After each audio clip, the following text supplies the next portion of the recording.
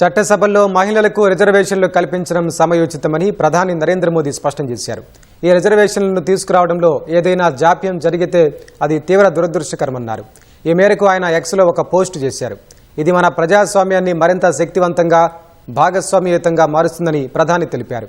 మహిళల రిజర్వేషన్ చట్టానికి సవరణ బిల్లు ముసాయిదాను కేంద్ర మంత్రివర్గం గురువారం ఆమోదించిన నేపథ్యంలో ప్రధాని ఈ వ్యాఖ్యలు చేశారు. ఈ సవరణ బిల్లు ద్వారా 2029 లోక్సభ ఎన్నికల్లో మహిళలకు 33% రిజర్వేషన్లు దక్కుతాయి.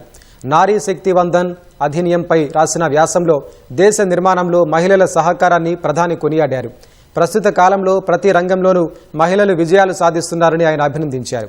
మన దేశానికి మహిళలు అందిస్తున్న సహకారం వెలకట్టలేనిదని పేర్కొన్నారు. చట్టసభల్లో మహిళా రిజర్వేషన్ల కోసం గత ప్రభుత్వాలు చేసిన ప్రయత్నాలు ఫలించలేదని మోదీ చెప్పారు. నారీ శక్తి వందన్ అధినియం బిల్లు పార్లమెంటు ఆమోదం పొందడం తన జీవితంలో అత్యంత ప్రత్యేకమైన సందర్భాల్లో ఒకటిగా భావిస్తున్నానని చెప్పారు. నారీ శక్తి వందన్ అధినియం బిల్లులో సవరణల కోసం ఏప్రిల్ 16న పార్లమెంటు ప్రత్యేకంగా సమావేశం కానుంది.